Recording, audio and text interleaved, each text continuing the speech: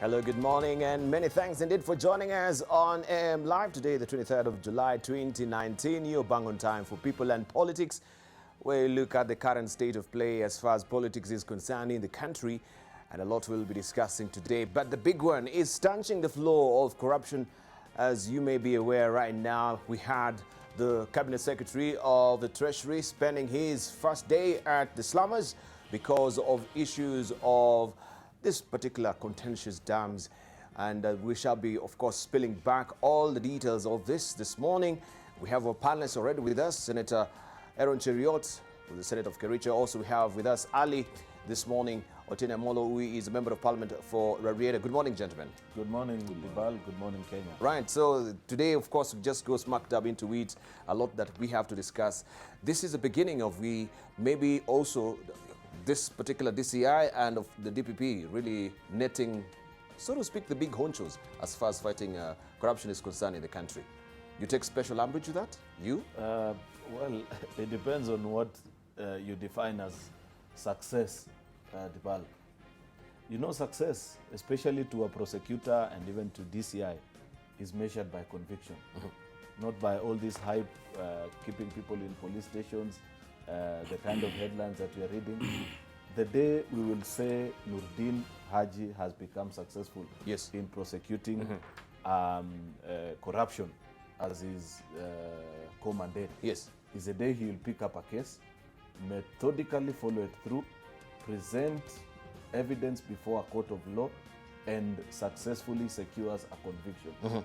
That day we will celebrate as a country and say, finally, we are beginning to win the war on corruption. But as it is now, it's all drama, all half and play, but nothing to write home about. It's all fire and fury, but surely, so long as we are still not securing convictions, I cannot give it to him. Okay, so then second and most important thing, and this is something we've said on this show a couple of times, is that you can, because, and we don't want to go to the merits and demerits of some of the cases that are in court. At least this one, as of this morning, is not yet it's in not court. yet in court, yes. So we can openly discuss it, and go into the details. When you run the test of logic on the things that we are being made to read this morning, then it fails, unfortunately, which is really unfortunate, because the country is being sold a lie that we are fighting corruption. And you can't blame Kenyans, by the way. When we see Kenyans celebrate that so-and-so has been nabbed, to them, that is as basic as it gets, because they've been told that there are billions of shillings that are being looted every now and then. So when they're told Debarl has been arrested, to them, it's a moment of celebration. They say, good, at least finally they've caught the thief. But the story no one tells them is that no sooner do these stories leave the pages of the front pages than they die in court. That sometimes you get to court and that's the end of the story. So because of the sloppy work from the prosecutors? Exactly. All right, but let's hear from Otende here. He thinks that this is all style and no substance at all. What are your thoughts? Well, I think I've said before that impunity means holding people to account. And impunity is defined in three ways: the ability to meaningfully investigate, the ability to meaningfully prosecute, and the ultimate conviction. Insofar as this inquiry on Kimwarer and Aror dams has now been finalized in terms of investigation, and it's now ready for presentation in court, that is 1/3 done, and that is a good thing. The DPP will therefore now have the additional task of making sure the prosecution and the evidence is well presented, and thereafter it will now be left for the court to hold people to account. I think it's generally a good thing whenever we have the opportunity to try and resolve some of these matters. We have so many in this country that remain unresolved. So any meaningful effort to resolve such a scam is a good thing. I had earlier faulted the idea of the DPP and the DCI holding joint investigation. Yes. And I noticed that in the DPP statement, it still says we have concluded investigation. That part, he needs to be very careful about. It can't be There challenged, must always be that distinction between the investigator and the prosecutor. But however, I commend the DPP again. This particular one has not seen the kind of high drama that we've seen, you know, like the Friday arrests. You know, I think this came on a Monday, which is a good thing. Yes. And as far as I know, they appear to have invited those who needed to be prosecuted, including the seers, to come, so that you avoid the cheap drama of, you know, the arrest. I think prosecutions is a science, and it requires exactitude, it requires particularity. I commend the DPP so far, the far they've come. I want to urge them to maintain that path of professionalism and prosecute, so that anybody who was guilty of the things that they are saying is then held to account properly. But some of it we can only wait and see. But what will you do if maybe along the way then we don't have any credible evidence and this will just like really go down the tubes? What will it do to the veracity and maybe the gravitas of his office as well? Well, that we can't say for now because we don't know what evidence he has. He has stated in a statement that but we're just asking, what if it happens, then we don't have a credible evidence. The irony, and we've also said this here before, the public expectation on the fight against corruption being heightened is really high up there. And the expectation has been fueled by the promises made by the DCI, the DPP, the ESCC, and even by the president himself. If, therefore, we keep going on and time moves and we don't see convictions, then that will convert that expectation into cynicism, and it will ultimately result in hopelessness. We don't want to go there. And that is why I'm urging that all these matters that are taken to court, there must be a proper follow-up so that they are actually convictions, so that we don't just hold the promise on the fight against corruption, but it's actually a fight that produces results. Yes. Right. Well, the problem question is that this particular case, will it make any discernible difference? And of course, we know the arrest of the leadership of the finance ministry over its alleged role in the most brazen theft in Kenya's history. The Kimwarer and the road dams fiasco shows that Kenya has frustratingly hit the bottom, or rock bottom. The country must now find the strength to rise from the filth of corruption. For this to happen, the weekend rally warriors who burn fuel hoping from meeting to meeting, corrupting the minds of the people with cheap politics, that they must now depoliticize the fight against corruption or face the people's wrath. The issue is not who or whose support or from which tribe the suspect comes, but whether there is a prima facie case against them and whether they have been treated fairly. As for the people at the spearhead of this fight, Director of Public Prosecution Udin Haji, Director of Criminal Investigation George Kinoti, and Chief Justice David Maraga, they need to know that if they fair the people of Kenya at this critical juncture, they will not have to wait for history to judge them. They will be judged by the masses of the Kenyan people, disgusted by the musical chairs of arrests and no conviction, and of thieves who continue to fly their ill-gotten private jets as people die of preventable diseases, and of course children also learning in open spaces, right? We want to also look at the good, the bad and the ugly in our dailies, and of course that is what is on the main headlines of our dailies today, beginning with the Daily Nation today. How graft wars brewed. Our treasury is a splash. Kickback-driven procurement has always been the past of government projects, and the National Treasury, which ought to police state agencies, has been part of the mess. Now the chickens have come home to roost. We have this special coverage for you on page 2, 3, 4, 5, and 6, 8, and 9 of the Daily Nation today. Other key suspects and the charges they face. Their faces are spread here on the front page of the Daily Nation today. This is National Treasury PS Kamau Thuge, conspiracy to defraud, engaging in a project without prior planning, abuse of office, financial misconduct. Also, we have David Kimosop, KVDA MD, conspiracy to defraud, engaging in a project without prior planning, abuse of office, willful failure to comply with public finance law. Dr. Susan Kowech, PS Ministry of East African Community, conspiracy to defraud, contrary to the penal code, and engaging in a project without prior planning. The story continues on page 2, 3, 4, 5, 6, and 8, also 9 of the Daily Nation today. Treasury says Rotich and PS Thuge to be arraigned. This probe is ongoing. And also, you can read the comment today, time to punish thieves of public money. It continues on the editorial page of of the Daily Nation today, page 14. The Standard also is covering the same story. This is what you're waking up to this morning on the front page of the Standard. How police closed in on Rotich and 27 others.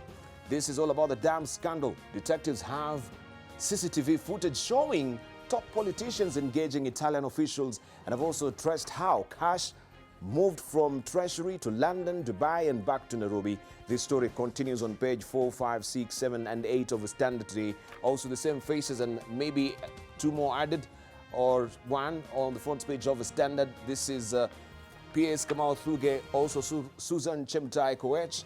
We have David Kimosop, also Kennedy Nyakundi is the chief economist and head of Europe 2 Division, National Treasury. Also we have Geoffrey Mwangi, who's the chief executive officer of NEMA.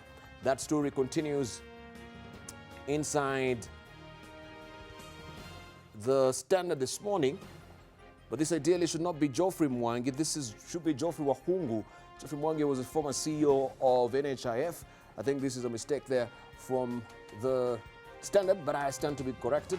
That is what is on the front page of the Standard today. Also, is Kajiado about to become gas producer?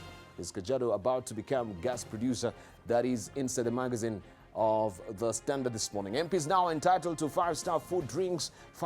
This is first-class treatment. Legislators have created a special catering fund to allow them to wine and dine like royalty, all at the taxpayers' expense. This story is on page 9 of the Standard this morning.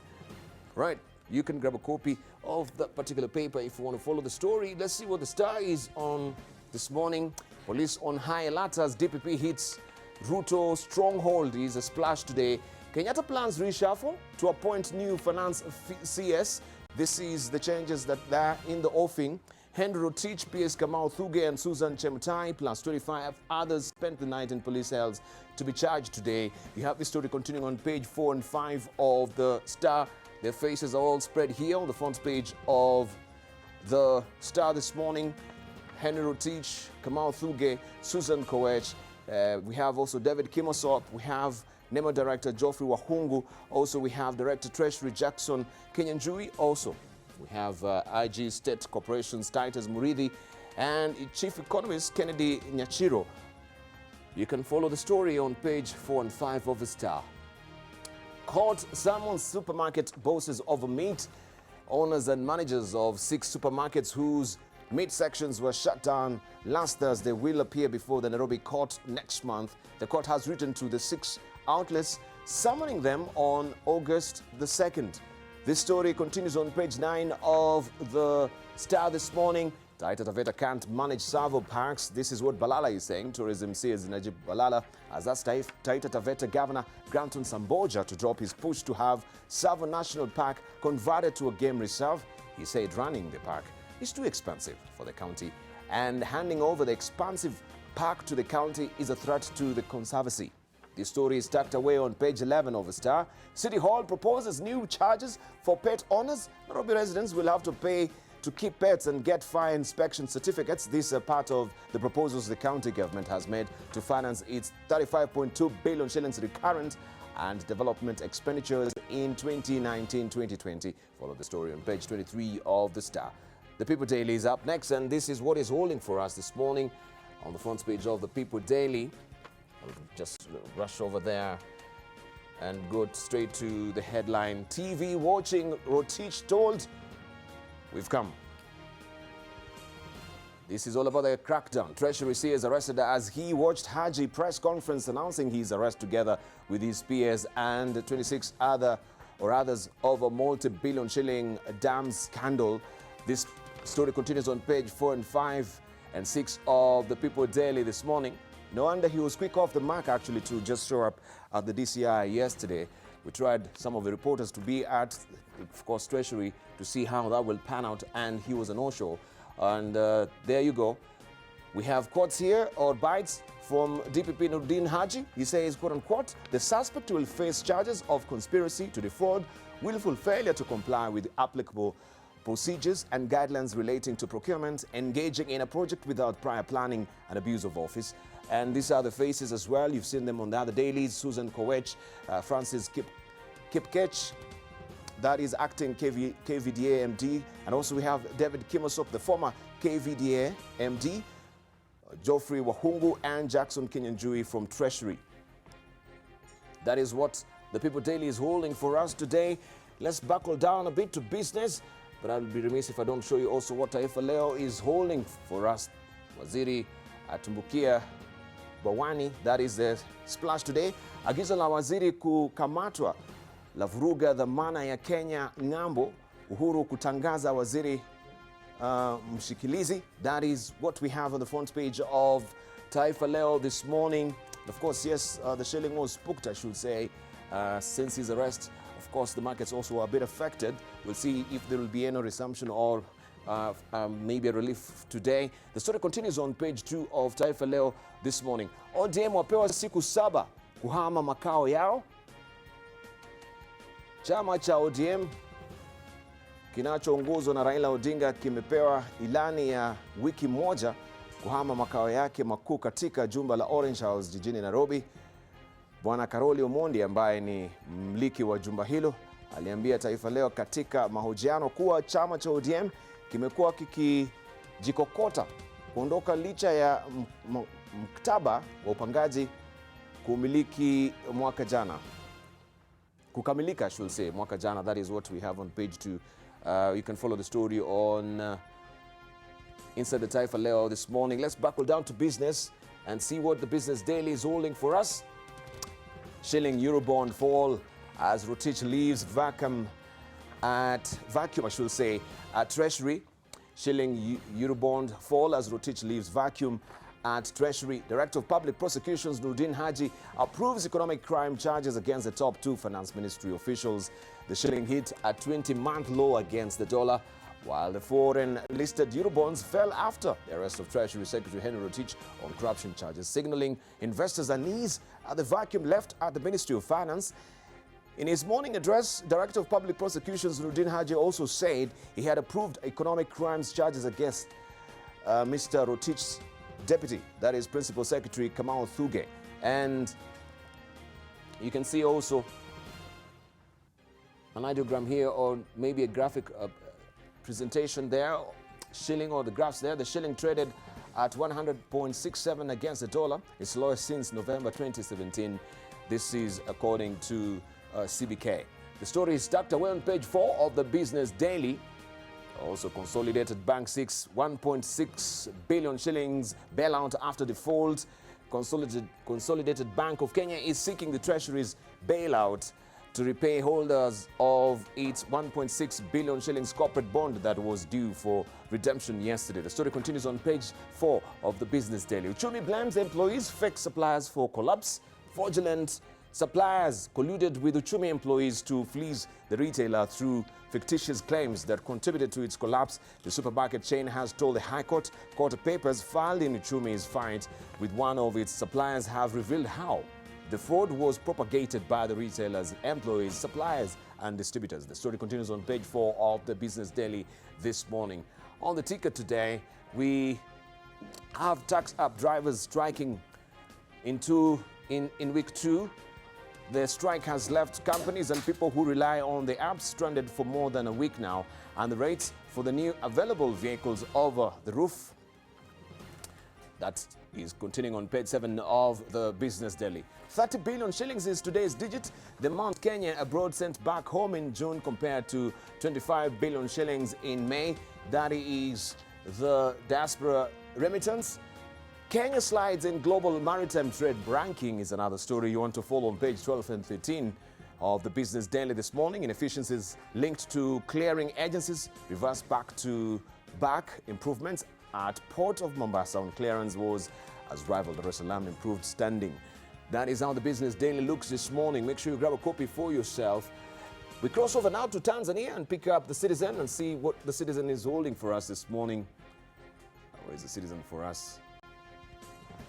Seem to only have the Mwananchi. Waziri wapya Mtegoni.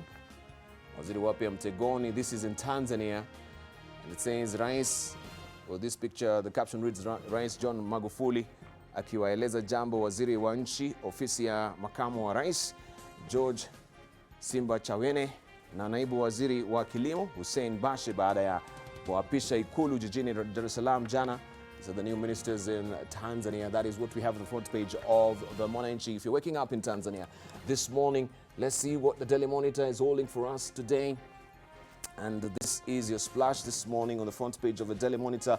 Leaked papers reveal Bitature offshore links. It's all about the Mauritius leaks. The revelations contained in Mauritius leak indicate the Ugandan businessman with vast interests across the country received funding from a business entity registered in Mauritius, a tax haven. And on the spot, this is a man there, Patrick Bitature, the chairman of the Simba Group of companies. Read all the story on page, it is continuing on page 4 and 5 of the Daily Monitor in Uganda. Also, Kenyan minister arrested over graft. This is also on the front page of the Daily Monitor in Uganda.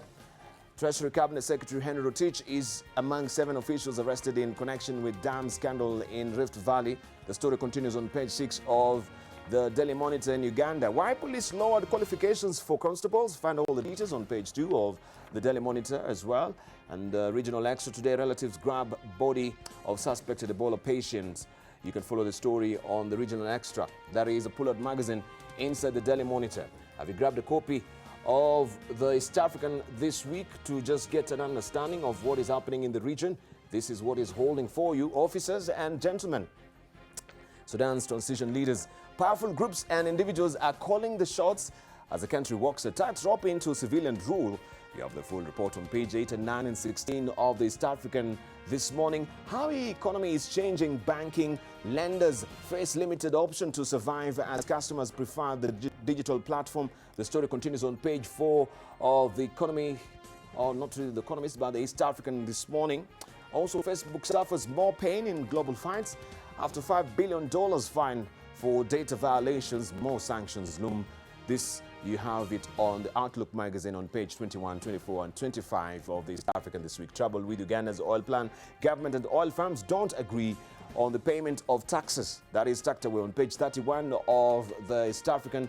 And what Africa's central banks are talking about. Less pressure on tightening, even room for easing in frontier markets. You can find all that tucked away on the markets, not really, on page 45 of the markets. Also, we have the magazine. Graça Machel is rooting for women. Follow her story, which is a cover story on the front page of the magazine inside the East African this week. Editorial cartoons will be remiss if we don't have our daily tonics of our cartoonists, and this is what we have drawn today by Victor. Inside the Daily Nation, it's all about Rotich, right? Rotich adds to DP Ruto's political gout. And you can see that gout truly, right? So those are some of the toes there. You can see the heads from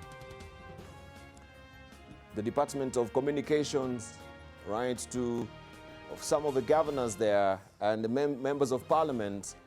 And some governors are also here. There's one governor there. You can actually look at the faces and you can pick out the faces there. Maybe your Senator Aaron Cheriot can identify with one of the MPs there, right? Or two, or one of the governors as well. Who can you see? One of the toes there. Senator Aaron Cheriot. You know, it is in bad light, the cartoon, so I cannot... much as I can see who they are trying to depict. Why is it in bad light? You're supposed to be, if you're in the panel, you're supposed to be at least objective. Yeah. Even if it's hitting you below the belt. You see, gout is not a very good disease, just like any other. I'm all for fun and games. You know, I'm a student of literature, so I enjoy cartoons and that kind of thing. But there's a thin line sometimes between what is considered to be fun and passing a message to sometimes what is outrightly distasteful. I have never loved cartoons that sort of tend to ridicule people facing particular ailments. There are people who are struggling with gout, so I wouldn't want to give it the dignity. But this is the political gout. No. That's just have the joke. Vic Ndula, the gentleman who's drawn this cartoon, he serves us very good cartoons most of the time. So if he's watching, I'd ask him to keep out health issues out of such kind of discourse. Yeah. Okay, so so from your own assessment, what will be a political gout then? No. Oh. That's why it That's is why him it who has was- coined the phrase. That's why you're asking me to actually tell him exactly what I'm saying. Okay. That it is not good Okay. for him to use, you know, a disease or anything. He could have creatively passed the same message. Maybe even use a political dustbin, which is what has been used before. If Okay. he had chosen something like a political dustbin, I would have given more thoughts to it. Well, maybe we should pick the brains of a doctor then. Yeah, the political gout. Bone Khalwale. I have no problem with gout being used in this Yes, particular yes. cartoon. However, I don't understand. Because when I look, I think the most prominent face there is that one of Rotich. Rotich is President Uhuru's minister in charge of National Treasury. Number two, I see a face there with a bald head like mine. Looks to me like it is Itumbi. Itumbi is an employee State House. at State House. Number three, I see Governor Waititu on the far right there, Yes. on the back of Sudi. Waititu is the governor of Uhuru's county called Kiambu. Yes. He is also, Waititu, a governor in the government of Uhuru. So to my mind, the person who should be having this gout is the president. He's the owner of all these people that I've described. What about Governor Sang there? I think this is Governor Sang. The Oh, I didn't notice Sang. Yeah, I couldn't realize that was Sang. Now you've joked me. So at least to me, this is gout that should have depicted the foot of the president. All these people are his.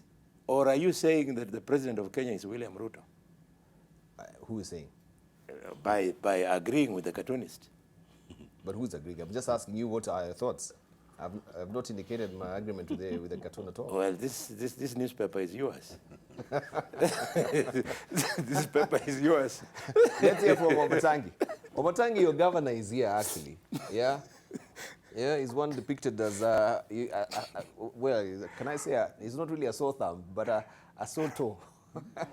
The gout there is really, yes? What will be your comment? I mean, father was curious as to why is he depicted as riding the back of Sudi?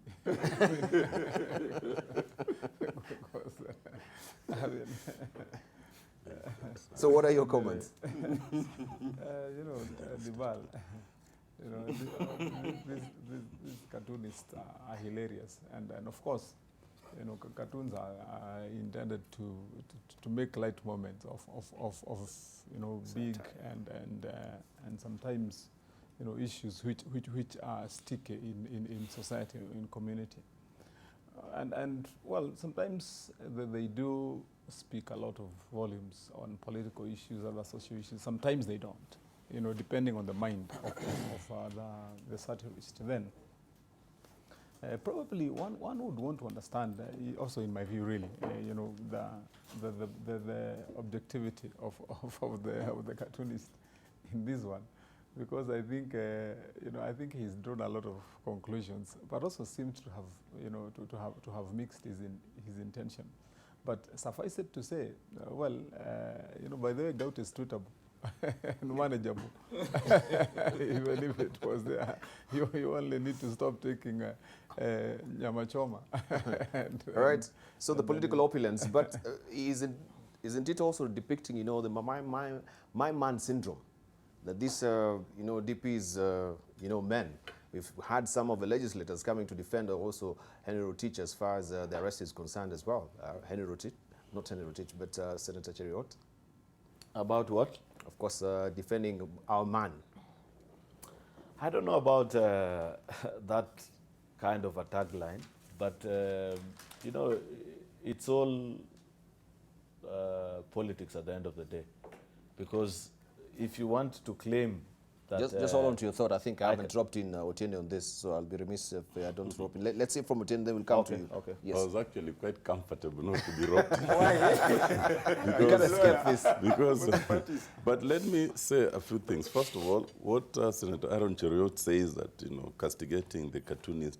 Cartoons are not supposed to be serious. They can make fun of anything. And if either you get it or you don't, you just let it pass. They even make fun of religion.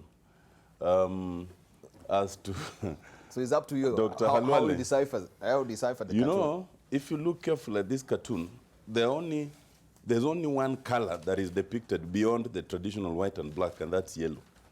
Yellow on the DP's tie, yellow on Waititu's cape, as the constant that is yellow on Dr. Halwale's tie for the last 4 shows. It may have escaped you that Dr. Halwale nowadays wears nothing but yellow, and Aaron Cheruiyot is copying very closely. Of course, Senator Matangi does not wear yellow anymore. he used to wear red. He's also left the red, so he's mixing the colors carefully. I think this depicts the changing times. But back to the cartoon. Back to the cartoon. Senator, wait, back to the cartoon. I think it's an interesting one. The only thing I would say first is that it looks incomplete. Had they completed it, the other toes would have shown Dr. Halwale somewhere, especially the second one, very close to Rotich. Maybe Halwale is not a so tall. No, yet. I think the cartoonist missed that. So he revised cartoon. He might want to consider that. But secondly and lastly, is that I think, as Mamatangi says, gout is curable. But the only difference is that, gout is not always caused intentionally, except by eating, red meat, as I understand, and stuff like that. So maybe this is a depiction of that time we were told wanakula nyama. So this is excessive nyama choma that is being depicted here. They just need to reduce on that, reduce on the nyama and the rhetoric, and I think it might get better with some amelioratives. And of course, one more time we've seen before, the map of Kenya being the meat, and everyone is actually cutting, a piece of a bite of a meat. This could be the problem. So, the gout is coming home to roost for many of the political haunches. Let's hear from Aaron Cheruiyot. Well, Debarl, I must say, as we begin the show today, perhaps in proper discussion about the things that are happening, that we really, some of us find ourselves in very difficult situations because, given the kind of discussion and the mood of the country, anybody who questions what is currently happening and critically applies their mind to the issues that are being brought before us is one accused of not being in supportive of the infamous war on corruption and therefore a defender of thieves. And I have seen you allude to that kind of thinking just a few minutes ago. And even in the headline thoughts that you read out, I saw that's the kind of thinking that the editor this morning will wish us to pursue. But unfortunately, or fortunately actually, some of us have our heads so clear about what is happening. And it will be an abrogation of our responsibilities, first of all as citizens of this country, and more so as leaders, to give sight and sound and support to something that you can clearly see that there are fundamental issues about it that are not yet clear. And therefore, it will be extremely wrong to lend credence and support to the kind of things that are going on without getting to understand things to a deeper level. There are so many questions that are on my mind this morning, Debarl, and I'd wish to perhaps beg to understand a few things. And let it not be put on, let no one imagine that by taking the kind of position that you take, that some of us support corruption. I do not. I hate corruption. I have never participated in it, not in any private or public capacity. Anybody who is corrupt to me should face the law. But that is not to say that anything that looks and appears as if it is a fight against corruption, we just blindly support it. What is happening, Debarl, especially on this particular case of Kimwarer and Aror, in my opinion, is political conmanship. It is conmanship by the DPP Conmanship by the DPP. Because All right, could we just maybe hear from the DPP before we build up on of course the discussion this morning? Then you can continue with your. so I hold my thoughts. Hold your thoughts. Then we hear from the DPP himself, and of course also reactions from Kenya as well. Public corruption is a blatant abuse of power by persons in position of authority, and it threatens the very fabric of our nation.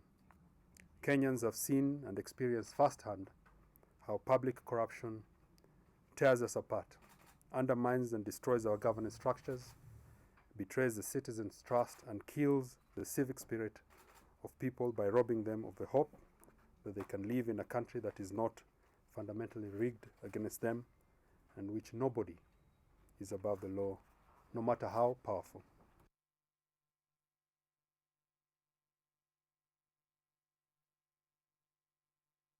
These are pure sideshows.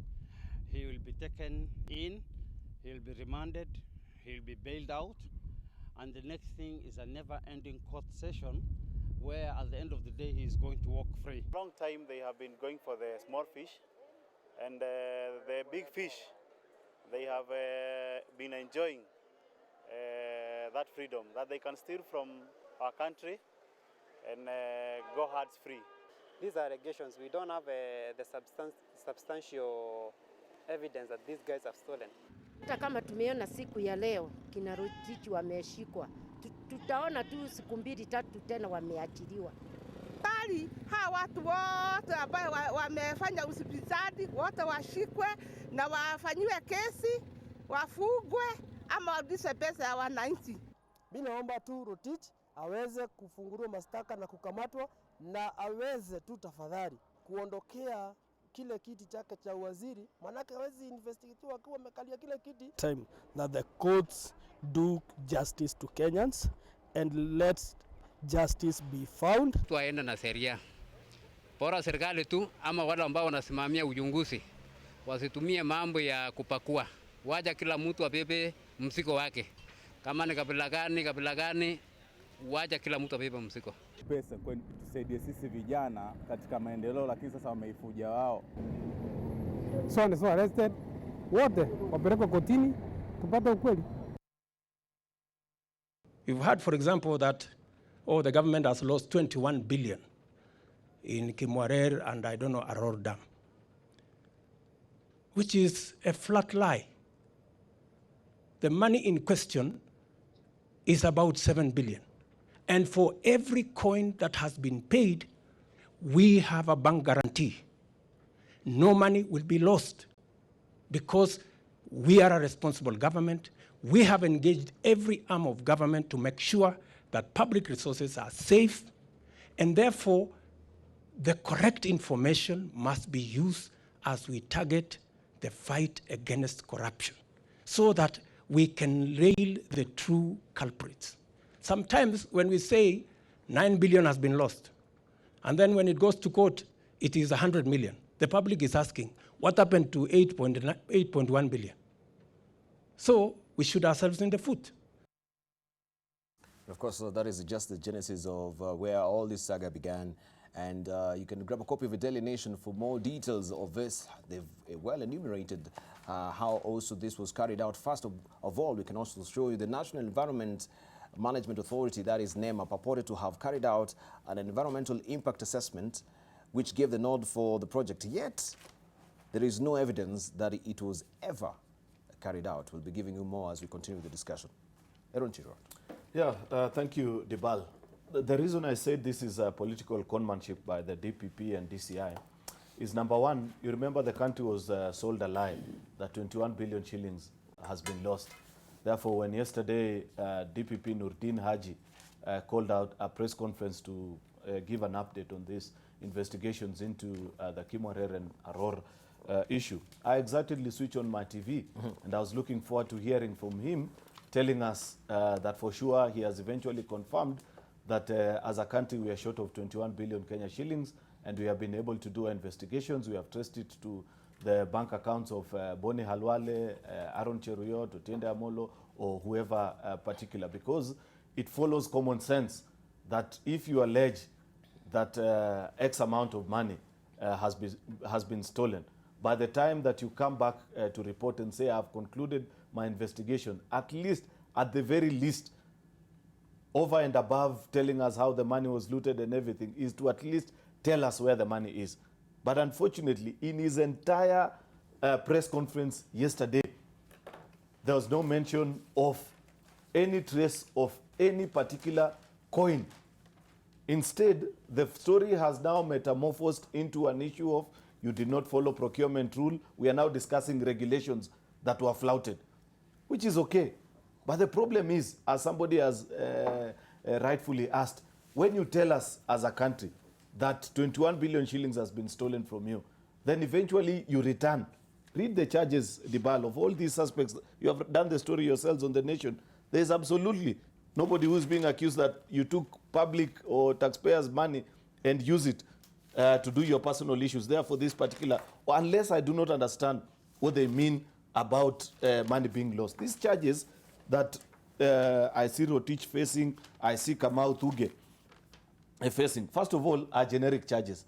They are generic because in every corruption case that has been taken to court, and Otiendo Molo, you will need to check this and confirm later on, each and everyone is charged with this same 4 or 5 officers, or engaging in a project without a plan. Of course, you end up asking, how then was the money, how did the money find itself into a budget? Because how government works is that you go to budget, then after budgeting, you appropriate. Therefore, when you say that there was no prior planning, you may need to explain to us in detail. Some of them are even more absurd. Like this lady who's a PS for tourism and wildlife. At that time, she was in regional development. She's being accused of engaging in a project without prior planning and conspiracy to defraud. By the time this project was being planned and executed, she was still, she had not joined government. This project was done in 2014. She joined government in late 2018. Therefore, there are critical questions which, unless DPP Nurdin Haji comes clear about it, then in my mind, I cannot change the position that either he is a fraudster or completely daft to be able to try and sell us this kind of a lie. For example, Debarl, there are 2 or 3 critical questions that I want to ask Nurdin. Question number 1, what I know, and I say this as a senator because I follow government programs so strictly and keenly, is that there are over 100 projects that have been done by this same administration in the last 7 years of its existence that have followed exactly the same process that Kimwarer and Aror followed. This engineer, procure, construct plus financing model. And this is the same process that has been followed. For him to come back and single out Kimwarer and Aror, he has to tell us what is this that is specifically wrong about this project that is not right with the 99 other projects. We have done the same process for Thiba Dam, from Mwache, for Zima Dam. There is Karimenu, which is in Senator Wamatangi's county, where 4 billion shillings was paid more than 3 years ago. If you go to Karimenu right now, and I want to dare you media people, you should also stop being photocopying machines. For every information that you are given, you just run and duplicate with it. Go to Karimenu today, if you are investigators of truth, and tell me if there is any work that is ongoing. The people have not even left that particular place for work to begin, just as is the case with Kimwarer and Aror. But the problem is, somebody feels that they do not want to do Kimwarer and Aror, therefore the only thing that they can do is to bastardize the project. They feel that the people of Elgeyo Marakwet do not deserve this particular project and they want to kill it. But the people on the other side of Karimenu, they deserve this particular project. That's why, despite having followed the same procedure of being procured, the same process as Kimwarer and Aror, just like Thwake and the rest, nobody wants to question that. So unless DPP comes out clear and explain those particular issues, I cannot be satisfied that what he's doing is public prosecution. All he is engaged in is political work. Even when you see the charges, the absurdity of the charges, how comes that when he gets to the treasury, DPP wants to engage both the CS and the PS. But when he goes to regional development, he only wants to conveniently engage the PS and not the CS, who in his mind he finds to be politically correct. Therefore, he cannot be questioned. He cannot give any particular explanation. Even the inclusion of Kamau Thuge, to me, is very suspect. In my opinion, Kamau Thuge was only included because of the noise that we made on this particular panel the day that people went to record statements. For your information, Debarl, as of now, even as Kamau Thuge sits at Muthaiga police station, he has not recorded even a single statement. The only reason he's there today is to try and give it a camouflage of some form of evenness. Okay. Thank you. You know? Right. So, yes, unless we get these kind of issues properly addressed, DPP Nurdin Haji does not pass the test of time of being a neutral investigator. Thank you. To me, he is doing political work. He is not independent as is expected to him. And to demonstrate that DPP Nurdin Haji is not independent, I want to challenge you, Nurdin Haji. For the last 1 year plus, that file on Ruaraka land case has been lying idle on your desk. Please prosecute it so that we know you're independent. I tell you, he will not, because he waits for a phone call, then he does this kind of a thing. You argue fairly, but we want also to go blow by blow and ask you from your own assessment if you think, because I think we've been running by our viewers also what are some of the issues that have been teased out from this particular case. Briefly, 1 to 15, and I may pick some of them also just to go back where we were and ask you on this as well. First of all, we begin with this environmental assessment that we see NEMA did not carry out a due diligence as far as the impact assessment is concerned, right? The National Environment Management Authority purported to have carried out an environmental impact assessment which gave the nod for the project, yet there is no evidence that it was ever carried out. So do you go full steam ahead without an EAI carried out from your own assessment? Do you think also something was not floated here?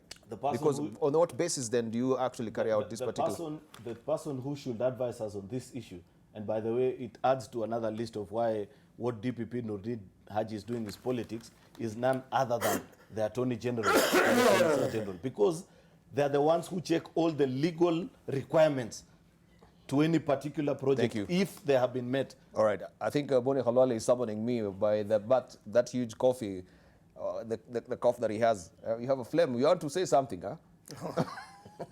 That's why I came. I am so glad that we are where we are as a nation, that finally it has occurred to government that until the war against corruption is prosecuted in court, it remains only one thing, a political game. So I want to congratulate Haji for proceeding to court. But then, having congratulated him, it ends there. Why? Because when he called this high-profile press conference, this famous statement now, which is being replayed again and again, it is a very sad reflection of either the status of the investigations or the quality of the DPP that we have. Why? That statement there is a political statement. You are not going to win the fight against corruption through making political statements, especially when you're the DPP. So how do you assess it to be a political assessment? You're going to win it. No. Before you say that, how do you assess it to be a political? If you interfere with the flow of my mind, I'll not make my point, and I want to be heard very clearly. Because we are supporting the fight against corruption. So if you're going to win the fight against corruption in court, it is not going to be through those kind of political statements. It is going to be through legal arguments, as I will be supported by my brother Otiende here, who is a top lawyer in this country. Now, it is laughable that the DPP wants to address Kenyans, including people like us, who know how government works. You see, the way government works, there is no way ever C.S. Rotich or my brother Thuge would have appended their signature on these contracts unless it was supported by written clearance from the Attorney General and the Office of the Solicitor General. There are two documents. The first one in this kind of project, Kenyans, is something called the financial contract. This is prepared not by the CS, it is not prepared by the PS, it is prepared by the Attorney General. There is, outside that contract, also the legal contract accompanying this. Again, it is prepared by the Attorney General. So, if these charges are true, where was the Attorney General of Kenya called Professor Githu Muigai, a professor of law? Where was he? And if some of the things have been signed after his departure, where is his successor? These are the people who should first have been charged, because they asked the CS and the PS to append their signatures to documents that they had drafted without having put into consideration the charges that they had put there. DPP is a young man, and therefore his brain is casting aspersions to the ability of young brains in high-profile jobs like the one he's having. All right. Now you listen to me. Yes. This is a very serious matter, man. We have prosecuted corruption in this country successfully, and we have used facts. You don't tell people, for example, you are charging Rotich for flouting the Public Finance Management Act. The same Public Finance Management Act is the one which writes and says that before money is released by the institution which is implementing that particular project, that money should have been budgeted for. The money that Rotich was using was not from his bank account. It involves very many high-profile government officers who would all be so foolish as to overlook and allow release of funds when this has not been done according to this. In that political statement that the young man is making, we have been waiting because cleverly you are putting there the photograph, the footage of the DP speaking to the 20 billion as opposed to the 7 billion that he spoke to. We were expecting the DPP to clearly indicate where he has found this money has gone, who is with that money, be it an individual or an institution or a company. However, the guy has gone into generalities on a very serious matter like this one, talking about the procurement process and name it. Number 3, when you see Kamau Thuge here, a man who never wrote a statement at the DCI, it gives you a déjà vu feeling of the ICC, where a rogue prosecutor, or it was called Ocampo, came in and decided that once you give a dog a bad name, then that dog deserves to be killed. So the narrative has been driven, and now, just like Ocampo did and failed, they balanced people from the ODM in ICC and balanced with people from the PNU. Similarly, because of the ethnic narrative that has been driven around the deputy president, they are saying, if we don't bring in somebody from the Mount Kenya communities to balance, we will not fool the people well enough. Finally. So he's not in his capacity as a principal secretary. You're actually seeing it through the prism of politics. Exactly. But now we're actually regional balancing so that it might not just that we're picking out from the Kalenjin community. Yeah, we are demanding for those answers. But we that are is not a very children. unfortunate way of seeing things We are not children. Listen, we have a country to worry about. If you think it is a child's play, how come the value of the shilling has dropped? It's not a child's play. Of course, this the is final the point, investors panic. The final point, so that other colleagues can speak to this, is that I would like it to be known to Kenyans that the financing of Aurora was through a template. And that template has been applied to round about 100 dams plus. The focus on Aurora and Kamwerere Dam is to suit the political narrative. Why? Because even before Aurora and Kamorero were financed, ahead was a dam in Kiambu, and not just Kiambu, in Gatundu. A dam called Kare Meno. This dam, already, the information I have is 3 billion, but I'm being corrected by the Senate, and the Senator must be having better facts than me, is that 4 billion shillings has already been paid. And when you go to Gatundu North, where this project is, the contractor has just arrived there to suit the convenience of this process. Otherwise, there have been no activities there. I challenge you that on next Tuesday, we go and carry out this debate from the side of Karemenu Dam. It is just a thicket, like the thicket you have in Aror and Karemenu. The challenges being, Kenyans, that the process of compensating people is not something you tell somebody, walk out today.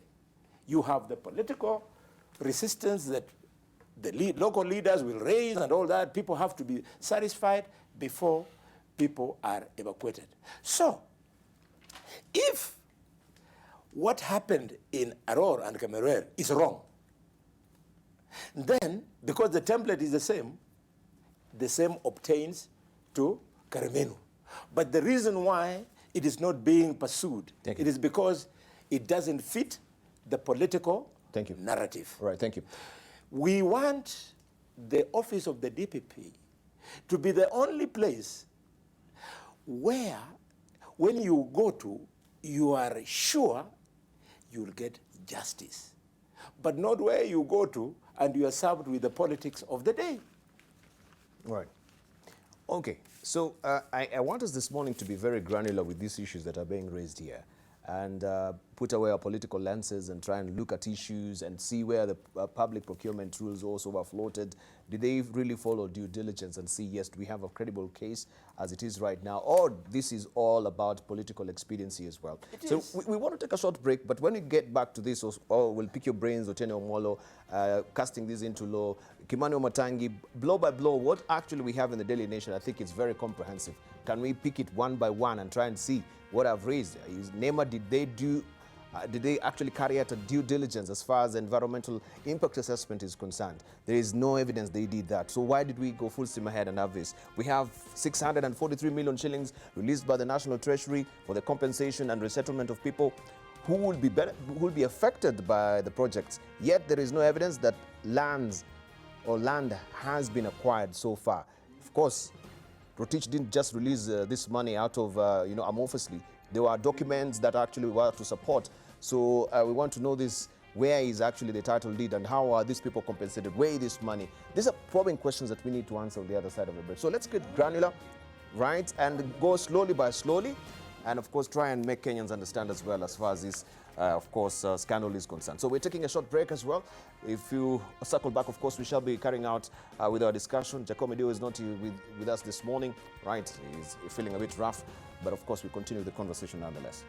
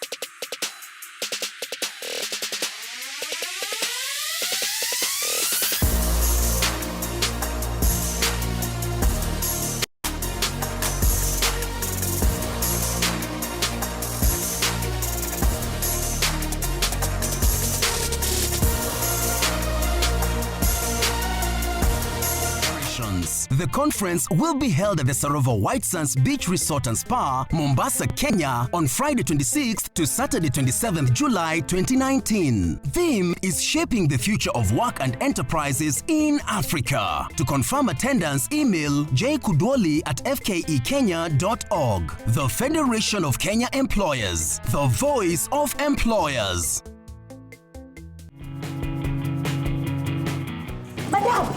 Mama Ravenda, hebu sikiza. Saizi tunaishi kwa generation ya Lambalolo na Rieng. Rieng maka ngoa, hii kurukaruka hapa ndio unaita Rieng. We, utaacha kunibishia mlango hivyo, umesikia wewe? Na wewe utaacha kunibeba weri, sawa? Nilikwambia hawezi kataa fame, nilikwambia. Na by the way, madam, nikuulize, mzee anarudi lini? The Real House Helps of Kawangware in association with Telkom. Join Telkom today and share life on our expanded 4G network. Telkom, moving with you. Wake up to nothing but the best in news, conversation starters, and hard-hitting interviews that keep you informed for the day ahead. Up and early, 6 on the nose. These people don't sleep. Fix fast the data protection law, then we come up with the number. Exactly my question to CS Joe Mushero. Welcome to Living with Us. I'm your host, Sharon Mundia. Boy, have you missed out. Stop your wheel. Game done. Thank you for joining us on NTV today. We have our reporters in different locations. NTV is right here to bring you everything from the beginning to the end. Hii ni NTV Sasa. Kuna mambo mengi sana ambayo yanafanyika. Sasa ni kumtuliza. Hii inaitwa sensory integration. Shughuli pevu ya kudunda viwanjani narejea kwake.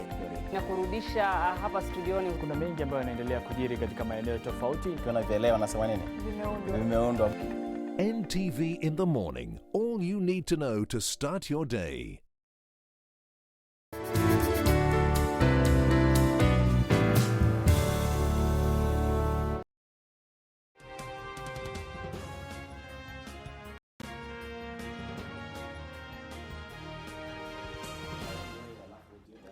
Welcome back. You're watching People and Politics here on AM Live. We continue with the conversation. It's all about the Aror and Kimwarer dam scandal that, of course, has sparked a lot of debate in the country with the arrest or following the arrest of the CS Henry Rotich and also the Principal Secretary, Dr. Kamau Thuge. We continue the conversation. Before we took a short break, we were to actually get granular with the issues as far as this particular arrest is concerned and where the public procurement rules were floated. We want to also to get granular with that to try and see where were they floated, did they follow due diligence, as the Director of Public Prosecution, Udin Hadi, is putting it this morning. We have officials who insisted on going on with the project despite opposition by the Kenya Forest Service on an acquisition of the forest land to build the dams. That is the third point that we want to also tease out this morning, amongst a raft of other points that we shall be raising this morning, picking up from the Daily Nation. Let's get to you, Otiende Molo, legally. And given maybe your understanding of the procurement, Public Procurement and Disposal Act 2013, do you think the DPP has a credible case? First, I think we should be clear in what we're doing, Debarl. And I think a lot of, we should be careful because what we are doing might end up being an exercise in futility. It is not for the DPP to persuade my brother Aaron Cheruiyot that he has a case, because this is not the forum. The proper forum, now that arrests have been made, is the court. And anyone who either believes the DPP does not have a good case or that is being insincere should either volunteer to be a lawyer for any of the accused or should volunteer to be a witness, including the deputy president. So my brother Aaron Cheruiyot and Dr. Boni Halwale, for all these things they are saying, if they actually are persuaded, they should actually volunteer and record statements either with the police, because there's an obligation to present to court not just evidence that supports conviction, but even evidence that demonstrates that the person accused may not be guilty after all. And if the DPP fails to pick their statements, then they can volunteer to be witnesses for the accused. Secondly, I think this debate demonstrates the insincerity that sometimes we suffer from, even in this panel. Only last week, Dr. Boni Halwale went on a tirade against all members of parliament about the 200,000 that, you know, justifiably 200,000, you know, housing allowance. 250,000. Yeah, 200,000 and then 50,000 is supposed to be taxed, which Kenyans have been outraged on, justifiably. But if you look at that figure, even if all the 416 members of parliament were to get the 200,000, in a year it comes to 998 million. In the entire 5 years, it comes to 4.9 billion. The entire amount is only equivalent to the 4.6 billion that was borrowed to pay interest in advance in this scandal. So if Dr. Boni Halwale and everyone else was being sincere, you cannot so condemn rightfully what the members of parliament were trying to do and treat all this as a joke, when the entire amount that would be paid to members of parliament is equivalent to an interest being paid in advance.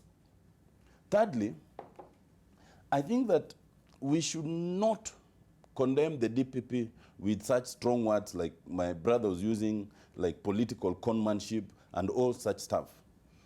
My understanding of what has happened is that the DPP, knowing that this would be a serious discussion, gave a summary of the outlay of the outcome of the investigation.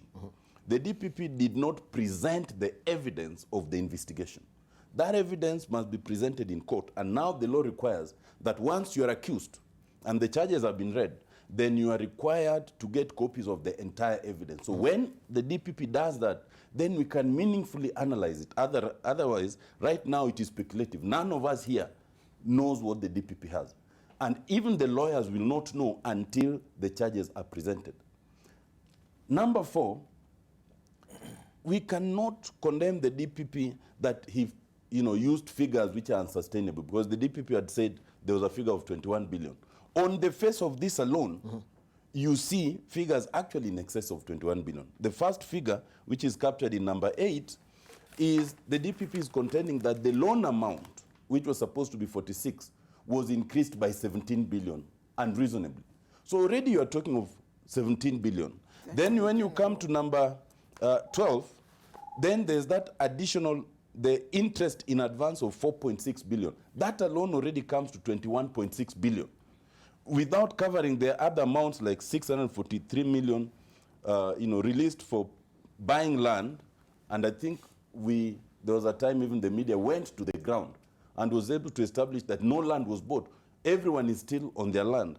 Before you even come to a figure like the one in number 11, 11 billion for insurance. And what the DPP understood to be saying, and I was asking myself this, is why would you pay 11 billion for insurance upfront, and yet there's nothing? What are you insuring? Because you need to insure something. So the preliminary statement by the DP actually appears to me to be heavier even than the statements the DPP made earlier of 21 billion. Because if you look at it carefully, then all these figures come to in excess of 30 billion. And that is assuming you do not question the legitimacy of the original contract. Now, when then you hear my brother says, you can't question this because these things were budgeted for, that cannot be a defense. We have said in this panel that the anatomy of corruption in this country always starts at budget. And it means that those who wanted to take the money had taken time carefully to make sure it's in the budget. The truth is, the mega corruptions in this country are well hidden in the budgetary process. And anybody who was in parliament at that time, including my brothers Wamatangi and Halwale, should be able to respond. Lastly, is it a good defense to say, why are we focusing on Kimarwer and Aror and the other dams, I don't know, Thwaki, I don't know. If you say that there are other instances when similar amounts have been taken, then those are confessions of conspirators, because I don't know them. And anybody who knows them should either write to the DPP. Oh, don't say but that. if they cannot, I do not know them, Dr. Boni Halwale. Right. But alternatively, the law in this country allows you to undertake private prosecution. Just bring the evidence and try doing the private prosecution so that it can be nicely out there. And if the DPP tries to frustrate it, then the courts will come to your aid, because the DPP can now not terminate a private prosecution without good reason. Right. So do not say that because there's Thwake and elsewhere, we cannot focus on Kimarwet. Let us start with this, and then we go to those others. It should be a precedent. Then we go actually and find out also if that they did a due diligence as far as procurement procedures is concerned. What would you say, of course, of number 14? The borrowed funds did not pass through the consolidated accounts, but went direct to individual bank accounts, in effect, guaranteeing that no one was oversighting its use. This is on page 14. Kimano Matangi. Yes, Debarl, and thank you. I think today's debate and discussion is weighty, and that's why you find, and I think I agree with most of my colleagues. That's why it's important to take time and put our thoughts. Because one, Debarl, as we all know, what we say also really has a lot of influence on what Kenyans believe that this show portrays facts on issues the way they are. And you know, my comments on this matter, I would want to separate it in two. First, separately on the issue of the arrest of all the individuals, including CS Rotich and Kamau Thuge, and then on the fight against corruption separately, because I think I would need to make that distinction so that we're clear. Now first, Debarl, it's my habit all the time as a leader, and a responsible one for that matter, in my own determination, that I always pursue and want to first feed myself with facts before making extensive contributions on such matters. And so, on the question of the arrest itself, a few things stand out. Remember, Debarl, we were here the other day, and we were discussing when the DPP was in Italy, and then he was in Dubai, and I think we joked the other day, what was he going to come up with from Dubai? And he must have landed, I think, I don't think it's even more than 2 days ago. And so he lands and does what he did yesterday and makes those proclamations. So one thing that I want to state clearly is that I'm eager to see what will he file in his affidavit. And I would want to read in content and context. What is he saying? You see, there are some fundamental issues that he's raised. He said that he is in collaboration with investigators in Italy, in the UK, and Dubai. One would be very curious to see what is in that content for us to determine which direction and what is the veracity of this matter. Number two, I think the DPP understands that he's taking on a very big issue. It's monumental. I mean, you cannot order the arrest of the CS Treasury in the Republic of Kenya and his assistant, that is the PS, and another PS, and all those individuals, and think that it's just a small issue. It's a big issue, and so having that in his mind, I am sure and I hope that he's well compressed, his evidence, and he's ready to front it to the public for scrutiny, such that it passes the test of time. Secondly, Debarl, I just want to believe, in all honesty, that our politics has not gotten to that level whereby we want to take it to that direction. And so for all whatever that the DPP has done as of now, let us, in my view, because the prosecutions are today, see what he files. And then we can make comments on it and say, has he filed anything that is worth filing? But let me put a few facts straight here on how would we view, and personally, how do I view this fight against corruption? No, there's something that you've said here on your headline, Debarl, just after the major one, where you've said kickback-driven procurement has always been the best on government projects. And you say, there are a few things that we must acknowledge in the fight against corruption. In government procurement, and all facts stand true on this matter, that the inspiration for kickbacks has been a major issue when it comes to procurement in government. And corruption has based itself from there. Just a small example. If you look at the Auditor General's report in the year 2017 when we had elections, pending bills in counties for that 1 year, within the first 6 months, shot by over 100 billion. An indication that what people just went to do was to peddle contracts, jobs, for purposes of getting a kickback. You'd ask yourself this question. So if in counties 100 billion is lost within 6 months, how much was lost in national government? The one that, if you look at today's figures in our budget, we're talking about 300 billion being appropriated to counties, 2.7 trillion being retained by national government. So if you did a pro rata and 100 billion is lost in 6 months, how much would be lost in national government? And so the reality of public officers indeed engaging in this trade of contracts for inducement is one that has got to be dealt with. But there are a few things, if you allow me very quickly, I would want to put to fact. I'm one of those leaders in Kiambu who got engaged in this Karimeno Dam project and the negotiation itself, because it got into a point whereby it became a major issue because it's a World Bank sponsored project.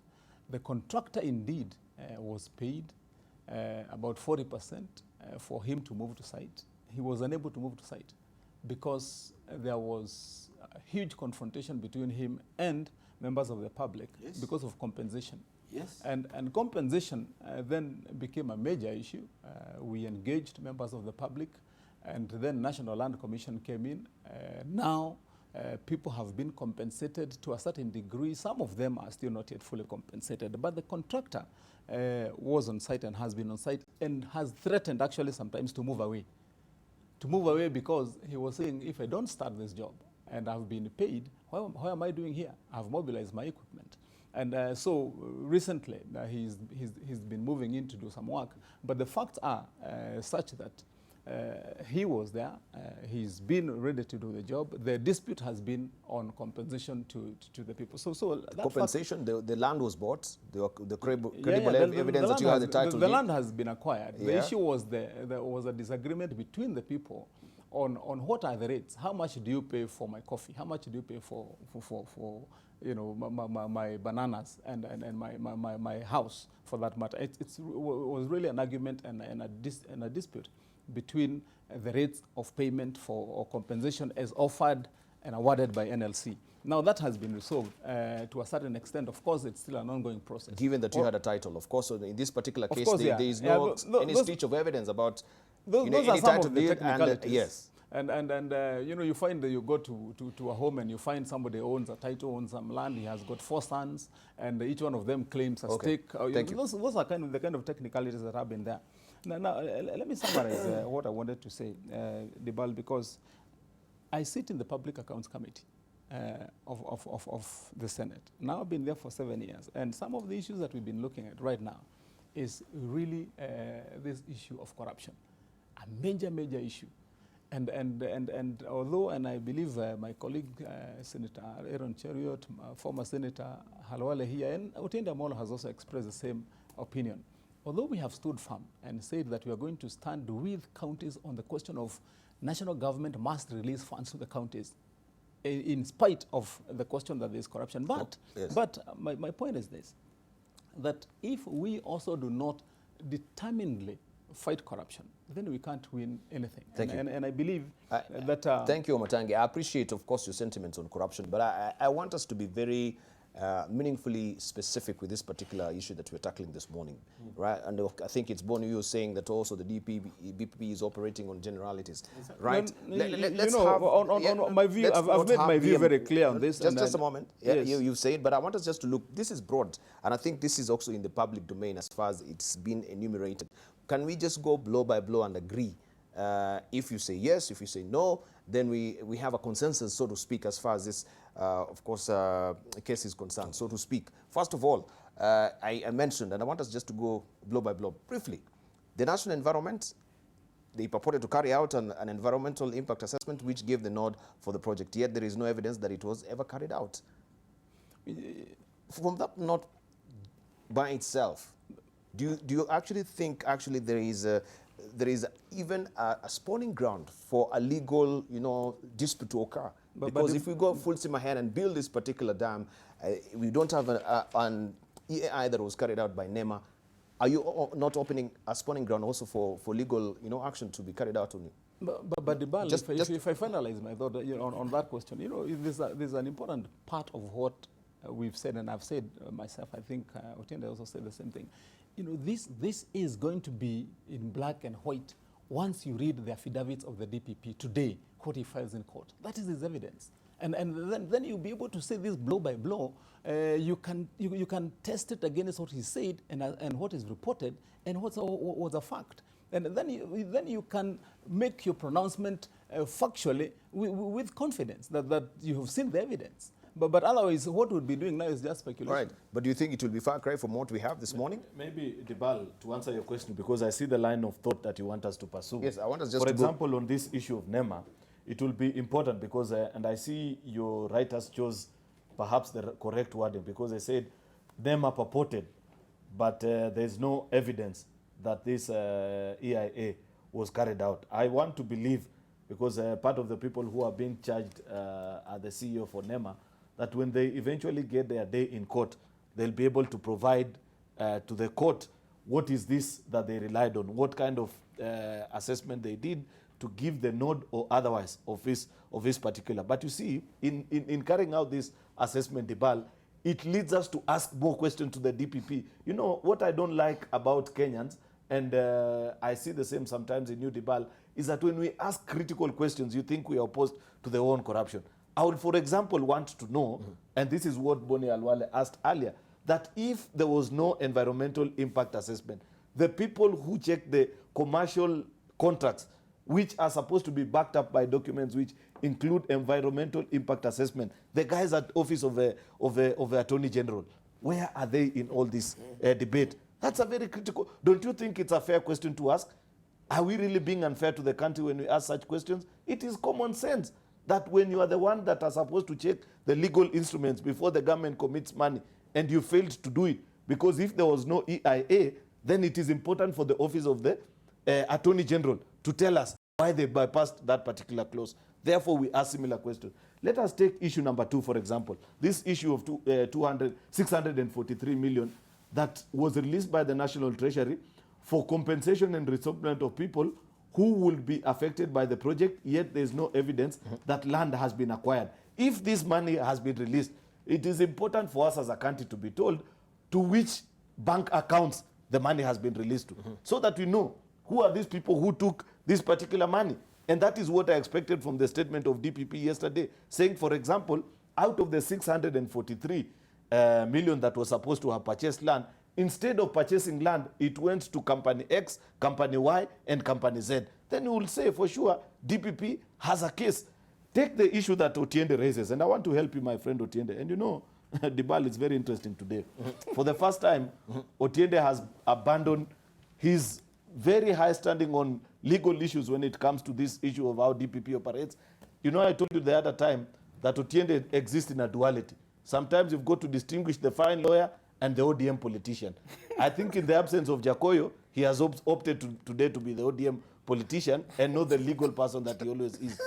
Because you can see a complete departure from what he has always argued on the issue about the balance, the principle of balance. For example, Otiende, yes, why are you not helping us? Question. You know, DPP made a very telling statement yesterday, and he said, ladies and gentlemen, we have concluded investigations.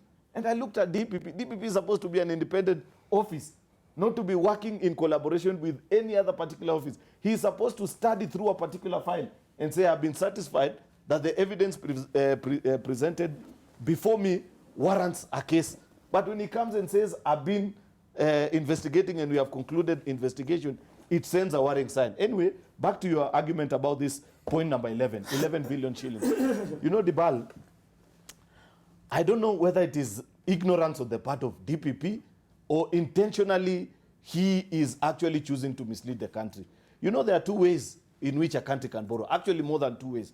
This particular route that he's advising government to do, the route of government guarantee, as a country, we would have paid more than this 11 billion. Because when you borrow with a government guarantee, then you pay the commercial interest of the normal bank interest, which is anywhere between 11, 13 to 15%, depending on a country.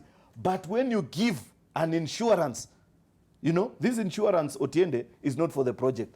This insurance is for the loan. Anytime you take a particular loan, including the loans we take in Kenya, if you go to your bank today, Debarl, and ask, there's a percentage of that amount which you pay that is for insurance, which the bank will go to the insurance and claim their funds in case you default on that particular loan. And the figure is not a figure that Rotich picked out of the moon. Thank you. There's an empirical way of how you arrive at this particular figure. There are three particular considerations. One is the amount that you're borrowing.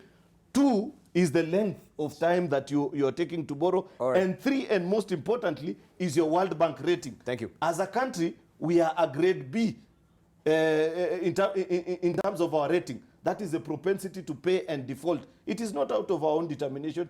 Therefore, this figure is not just a figure that you put out of the blues that you can question. All right, but what will you say maybe on 10? I think even that one is a more probing question that we should actually put to you.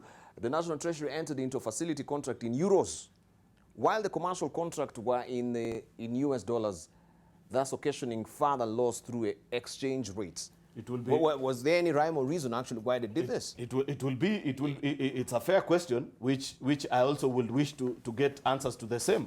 Therefore, those are some of the things which I say. If I do not have a particular area of interest, there's just a final point that I'd wish to ask. Otiende wants us to believe, and he tells us that you can instigate private prosecution if there are similar cases that you know of that nobody has gone ahead to prosecute. Surely, give me a break, my friend. I am a taxpayer.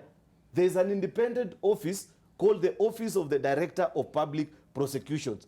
If they have done something which in their mind they are satisfied and they consider to be good for the country, the simplest question that any other Kenyan can ask, and this is something that has been asked all over, is why a particular project, if the same process that has been followed for Kibwarer is the same process that has been followed for Karimenu, but you want to charge people for Kimwarer and not for Karimenu. Surely, is it too much of a question if you ask the simple question, why? It is not too much to ask of the DPP. But it will be Otiende has important told for you him to tell that us. this should be the precedent. We begin here, then we actually go to Kimwarer. I mean, we go to other dams like like what we have in Ruiru, what is it called? Tuake. Yeah, Tuake. Yeah, and other dams as well. So we begin here, moving forward. It will be important for him to explain to us why. It's just a very important. All right. Because to me, thank you. To me, I read politics. That's why it lends credence to my argument that somebody is not keen on seeing this project implemented. They feel that the children of the people of Elgeyo Marakwet are children of a lesser God. Therefore, they want to bastardize this project. For your information, this project is budgeted. There are funds for this project in the current budget. And therefore, someone is not keen to see this project. All right. They should just cancel it instead you. of all these monkey games that they're engaging in. Thank you very much. The matters that we are discussing are extremely complex. In fact, we are not sufficiently competent to discuss it unless we have a financial expert with us. Take, for example, bullet number 8, where it was inflated. They want to sacrifice Rotich for political expediency for that particular era. I'm not saying it was not done. But you see, the person who should have flagged it out is the person who drew the contract, the AG. Maybe if the AG was of the same DNA like Rotich, it would have been politically expedient for him also to be charged. So the AG has to tell the court, not as a witness, but as a suspect on why he allowed this in his contract. Bullet number 11, it speaks to the guarantee, the government guarantee. Surely, how you guarantee this money is arrived at after negotiation. Both parties must be satisfied. If, for example, the lender was not satisfied with a mere government guarantee, probably because of the World Bank rating of our ability to repay our loans, and asked for something more, and if that something more that was given in the name of a bank guarantee and an insurance guarantee, what we should be being told is that under the law, it is wrong if you have gone into a negotiation and somebody is not a lender is not satisfied with a mere government guarantee, that you tell us it is wrong for you to then resort to insurance guarantee and bank guarantee. If indeed the bank guarantee is there and the insurance guarantee is there, even if the lost money is 20 billion, the way DPP told us once upon a time, then the guarantee, that guarantee from the bank and the insurance guarantee cushions the country. There can be no loss. Allow me to speak to the money being deposited. Which item is this? Item 14. Item 14. Where they are saying they were avoiding oversight. Otiende, why are you not using your constitution today? Article 206 speaks to the consolidated fund. And it does not say all the money that is received on behalf of the government will always end up into the consolidated fund. It should. The consolidated fund handles money collected by the government and money received on behalf of the government. However, it puts exceptions. That in an exceptional circumstance, where a state organ receives money, like in this case, and wants to use that money to advance activities of that state organ, this constitution allows it. So, because you are speaking to the public who will not be able to do these things, you want to continue throwing mud at Rotich without giving us the benefit of doubt of only being guided by facts. Okay. There is something else. The guy who gave us the money has not defaulted on the contract at all. It is us who are now making noise here and there, supposing the guy who financed the contract says, no. You guys, you're breaching the contract because of what you're doing. You have heard what Senator Matangi has said, that the contractor threatened in Karimenu to walk away. If they walk away because we have breached the contract, who is going to lose? We are now running the risk of losing this money because of petty succession politics. Right, so this is petty, but why aren't we discussing item number 5? Number 5? Yeah, where officials went full steam ahead to award the contract to CMC Ravenna, despite being aware that the farm was getting into voluntary liquidation back in Italy. And I think this is the same script that we read with Ketraco, that yes, they went full steam ahead to award a contract to the Spanish company that were not able to actually fulfill the contractual agreement because also them, they were going into liquidation.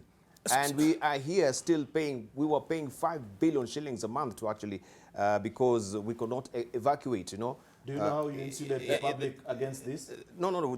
That's what I'm saying. How do you go full steam ahead? You know this company, because you do your due diligence as far as you, before you offer any contract, right? That they have the capacity to carry out, you know, the project. And it seems this particular company has not been able actually to carry out or fulfill its obligation as far as the contractual agreement is concerned. And the law takes care of that. That's why there's something called a performance guarantee, Debarl. If they fail to perform, there's a performance guarantee from an insurance company called Heritage, which you should even check who owns it. If they fail to perform, GOK will just walk into Heritage Insurance and claim the 7 billion that they've been paid as advance money. But will you just be walking into, because you're going to, there's a performance guarantee that you know very well, there are facts here that there is a voluntary liquidation that has been put to the table, you'll still give the contract to the same company. As at 2014, where is as at 2014, when this project was being signed, Yes. they had not gone into liquidation. Shall we go around the way we were going? All right. No, you challenge me. Just a moment. You have challenged me. No, even we have been challenged. Okay, we will answer once your Okay, turn comes. Otherwise, okay. it's a two-way We'll come to you, conversation. Matan. Okay, You know? Otiende. Okay, Your bell Otiende. is here. Because you have seen what I'm You need to ring the bell of and Actually, I think the bell is reserved for me and Mama Tangi. Because Halwale and Aaron Cheruiyot keep going and on, and the bell seems lost at that time. Okay, we've given you your Until we time. have to remind We are the bell. silent. But I think the ball is enjoying it. We are silent for Otiende. Let's get a few things clear. Yes. First, as I said, and Aaron just confirmed this, that we are all involved in an exercise in futility because we are asking questions, what if, does he have, could he have? And there are things that we don't need to debate. We need to wait for them to come out.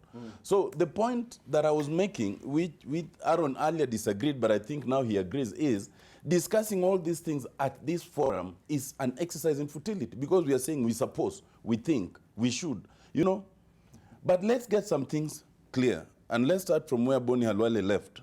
Boni, do not mislead people on Article 206 in terms of the Consolidated Fund. Yes. It is here. Article 206 is very clear. And any money paid, all money raised or received by or on behalf of the national government will go into this. The only exceptions are except money that is reasonably excluded from the fund by an act of parliament. Yes. There is no such act of parliament that authorizes this kind of money to be received anywhere else. 2, may, under an act of parliament, be retained by the state organ that received it for the purpose. There is no act that authorizes KVDA to receive any money that except through the consolidated fund. And if there is, you will specifically mention which act. Besides, you must also read that with Article 211, which talks of borrowing by national government, which now gives even further conditions in terms of what is to happen. So without reading it, and you will have time to read it, the point here is, and we made this point even in respect of Eurobond, monies raised by way of borrowing by national government must pass through the consolidated fund. And it was designed so that you do not end up with situations where money is borrowed in your name, but it goes into private pockets. And that is the original design. Secondly, and Aaron, you remember I conceded this. So I do not know why you are attacking me on this. I started, before our colleagues came, I started by conceding that the idea of the DPP jointly investigating this with DCI was a dangerous idea. Because the DPP must have the independence to review what has been investigating. That much I considered. You had not come, so you can be excused. you are suffering the consequences of your lateness. Now, let me come back to the core issue. You know, why I think that we should not fairly be discussing this is because when the rubber meets the road, we expect a lot more than the skeletal statement that the DPP made. You remember previously, we had snippets of the money that came back from Italy. We had snippets of the 29 vehicles that were bought using some of this money. We even had that this money bought towels and tiles. You know, when we now get there, that's when we will be finding out who the owner of those towels and tiles are. Right now, I think the fear is that we might get to start speculating on the ownership of those towels and tiles. And that is why my colleagues here are very jittery. Let us allow the DPP the benefit of the doubt. And now that the DPP has chosen to bring the cases in court, let us then focus in court. And if you are in doubt and you think you have contrary evidence, then you go and give it. But if your evidence is that there are other similar dams, I had suggested, and I repeat, that you have the option of private prosecution. But in the case of Senator Aaron Cheruiyot, he has an additional platform. As a member of parliament, you have the platform to raise those issues. You can raise it as a parliamentary question. You can raise it through any of the committees of parliament so that you can still get the answers. Because raising it here looks popular, but it's not helpful, not to the people who are accused, not to those you represent. You have the forum to raise them. Thirdly, you know, I think sometimes it feels really bad because the bottom line is we have paid 19 billion shillings as we speak. We have 643 million that was released. It has not bought any land. We have the additional 4.6 billion that was borrowed. For all this, there is absolutely nothing to show for it. There is no land that has been bought, there is no construction that has begun, and we are here arguing that maybe all this is politics. How is it politics when money is released and no work has started 5 years down the line? How is it politics when a company that at that time had commenced winding up in Italy is being paid 19 million to be sure that we do the work, and we pay 11 billion to protect that company and ourselves, when in truth, those at risk is we, the Kenyan taxpayers, whose money has been paid. And especially at a time that that company is in danger of winding up, you know? How is it that you can read that the allegation by Treasury was that initially this was government to government borrowing? Now, you know, we do a lot of that every time it comes to elections, you know? You remember the stories of the IBC, the Canadian companies. So we got some money, it was said to be government to government, but you don't hear anything about insurance. Because when it's government to government, there is the assurance that a government will honor its obligation is good enough. That is why even in this country, government vehicles are never insured, because it is government. You know, so when you take then 11 billion, which is over almost 25% of the original sum of 46 billion, which original sum also inflated, and if you look at the history, it started by being costed at 16 billion, and it kept rising. You know, I think we can play politics with things. We can even say this person should be answerable, the other should not be answerable, but we cannot play around with the fact that a lot of money has gone into this idea, which is still at the idea level. It has not come to fruition in any way. Lastly, we must deal with the facts that we have. And Boni Halwale and Aaron Cheriot keep saying the AG did not, the AG did not. There is no evidence, so far as I've seen, that the AG's office was involved. In fact, if I read the charges, they lead to the conclusion that part of the problem is that Treasury and KVDA were doing things without involving the AG's office. That is what I am telling you on the face of it. You are a lawyer, Wana. No, listen, but that's the point. Where? But let him just finish his point. That there is no evidence, so far as I can review, that the AG's office was involved. Maybe you have the evidence. Maybe we'll show it. So when the charges, for example, talk of number 7, the KDF official refused to allow competition. Yes. Maybe you have evidence that the AG had said there's no need for competition. Then you'd show it. When you say that Treasury in number 10 entered into a facility contract in euros, usually it's the AG's office that should enter that facility. So when it is said here that Treasury entered, it means an exclusion of the AG's office. Hold on. Without the approval of the AG. Well, you may have evidence. You for sure believe that. You see, that's why I'm saying you will be helpful to the accused. Because maybe you have the evidence that the AG's office was involved. From what I can read here, it even demonstrates an exclusion of the AG's office in this transaction, which in itself is an impropriety. So in all this discussion, that is the point. In all this discussion, for those who apparently know more than us, like Bonnie and Aaron, because as we only know on the basis of what we read in the newspapers, but it is possible that in your private briefings you know more. You should help us by demonstrating those that we know by going to the police or helping the accused or producing those documents here. And if you don't have Thank you. All right, is it Omatangi's time, please? No. It's Omatangi. Bonnie, you're out of order. Let's hear from Whatever Omatangi. Bonnie has can wait.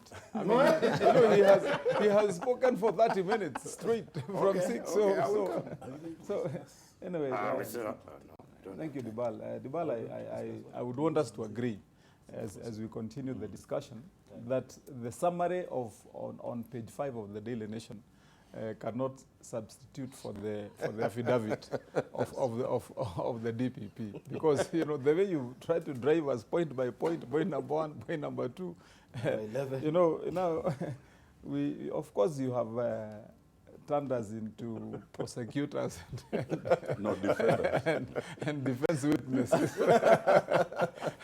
And we only have two. You have also, assumed the role of judge yourself because when we make our points, you're the one who is judging who has made a better point and who hasn't.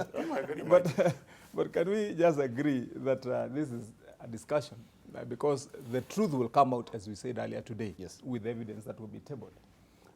But from the face of then that discussion, a few things Debarl one would want to point out. For example, like in that number 2 where you're asking on the 643 million that was released, the law requires that all acquisition on behalf of government is done by the National Land Commission. So to follow the trail of, for example, this 643 million, this money ought to be with the National Land Commission. They're the ones who are supposed to be giving the awards and valuing land. So determining where is this 643 million should not be a big issue. I mean, we just find out then where it's gone. The reason why you find that I've insisted that evidence will be very helpful, because if you analyze everything that is on your affidavit, on your page 5 of the Daily Nation, if you want to call it that way, it leads to one thing, or one summary, that the bulk of this matter now is prosecuted in court or taken to court on the basis of abuse of procurement process and prudence, really, in application of public funds. There is still that end tail where you want to see then who are the beneficiaries of these processes? Where did this money go to? Who then took what? And I believe that's what one would be saying, that then this is a case that's wrapped up, because despite then all these malfeasances, then it points to a certain beneficiary who did so out of the way. But let me also take the opportunity, Debarl, to clear there, because I see like you've also started in your judgment now to make dangerous assumptions. Caremeno is not a scandal. I didn't say it's a scandal. It isn't a scandal because, one, I said it is a World Bank funded project. And number 2, indeed, the processes went on as they should. The dispute, and I made that very clear, because as a legislator in Kiambu, I would be failing in my duty if I didn't put things right on projects that are in Kiambu, which I'm aware of. The processes went on as they should. The dispute in Caremeno was at that time, and partially now, is on the rates, the agreement between what was offered by the National Land Commission as compensation to the landowners for their property, for their crop. But otherwise, the rest of the process was above board. And indeed, what I also said is true, that because of the length of time that the contractor has been on site, waiting to commence works, he threatened to move and leave ground because he was losing. And definitely government was also going to lose on that matter. So that needs to be clear, so that it's not misconstrued that I've not represented the facts as I know them as one of the beneficiaries of that dam and one of the negotiators in that process. Because you allowed Otiende Amolo finally. Can you allow?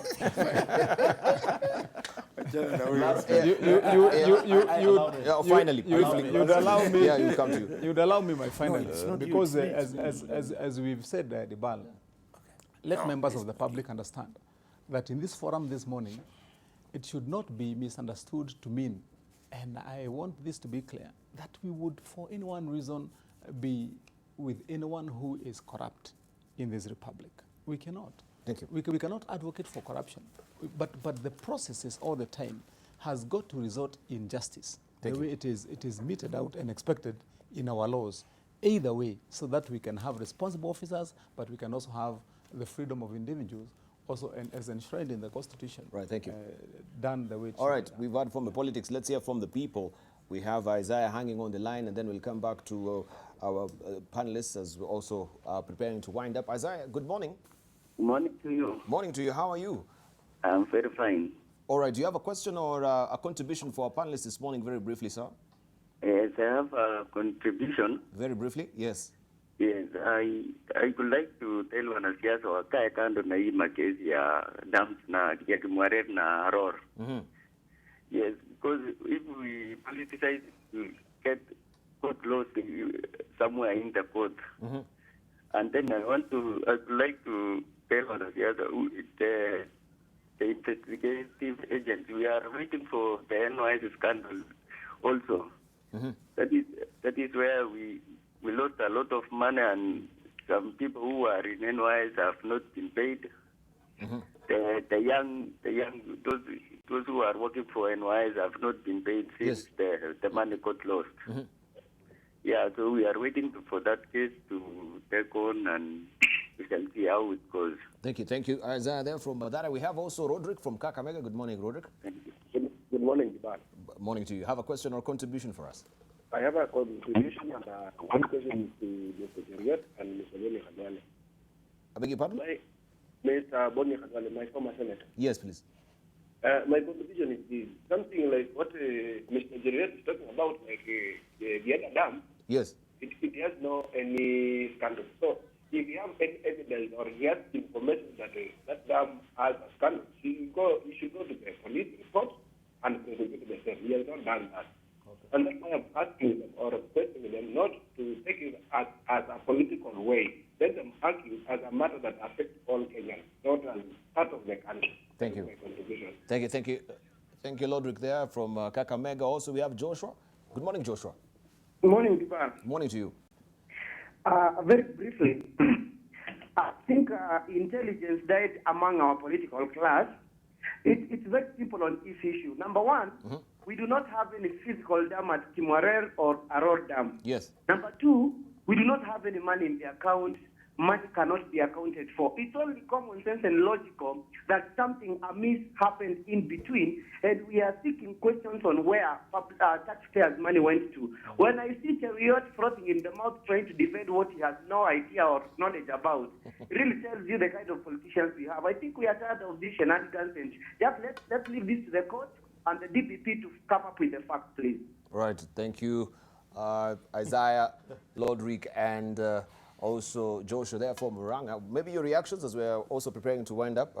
Let's begin with you, Aaron Cheriot. It shows the struggle that common Kenyans have on this issue when they don't understand basic issues. Of course, you can't blame them, like the gentleman who spoke last. It's clear when he says there's no money in the account. The question should be which account? 11 billion was paid to the Italian government from the Kenyan government. So which account should Nurdin be able to trace the money?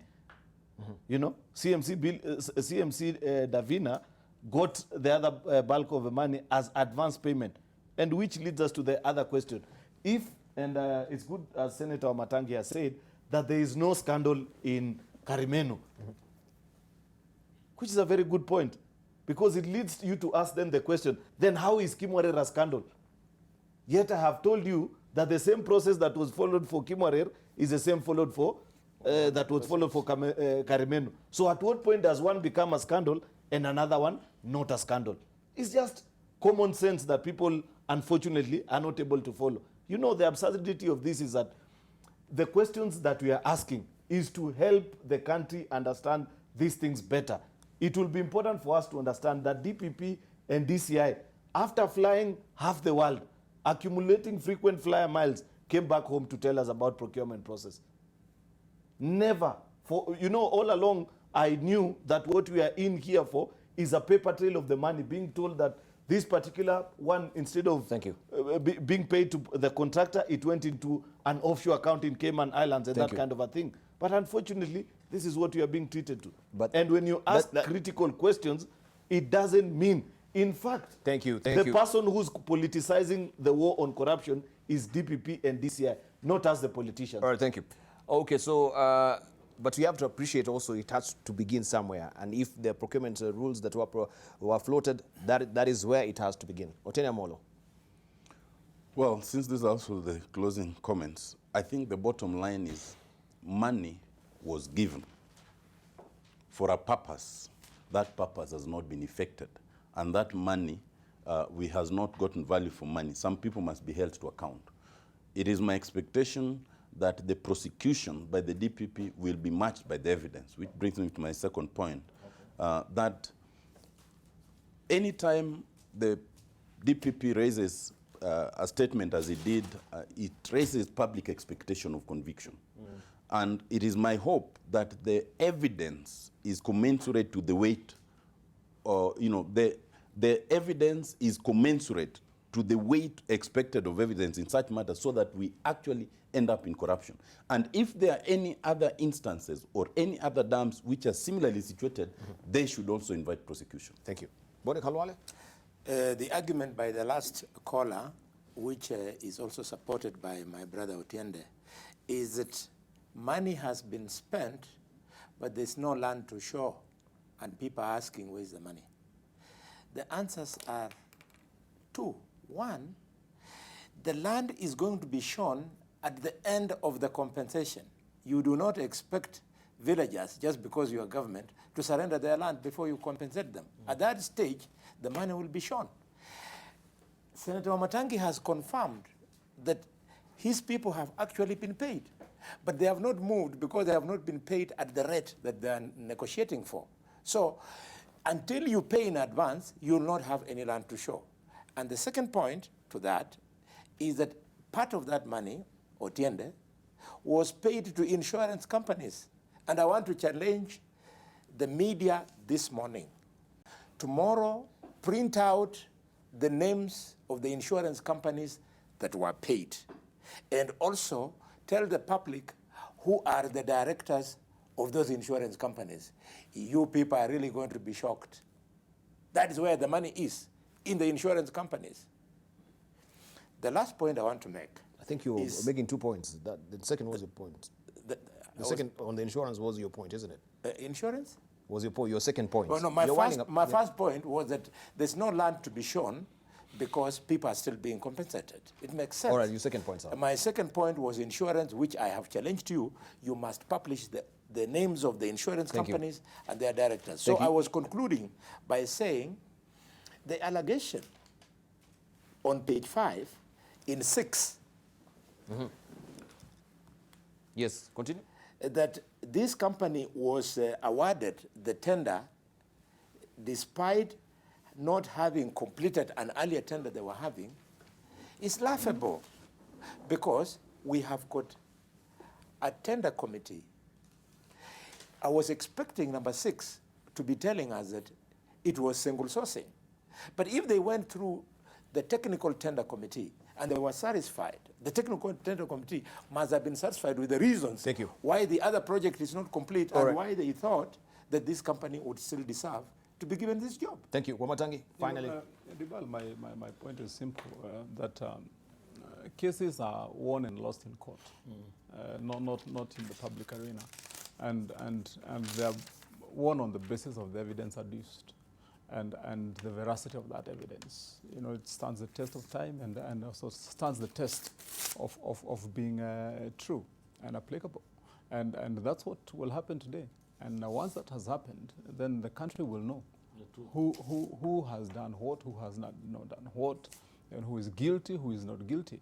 And so such that once then the court has pronounced itself, after everybody has spoken and spoken in public, and nowadays I think we would need to laud our courts, because you know now prosecutions as high profile as these ones happen in public, in the full glare of the media, and it can be broadcast. People will see what is being said against who and what they say in their own defense. And then that is a time when, as Kenyans, will be saying that this is a step in the right direction, or it is not what it is intended to be. And until that time, we can only say that this country needs to make the gains that we have started to make in ensuring that we reinvent what we, in the first place, were intended to be, a country for the people. Right, and for the people. Right, thank you.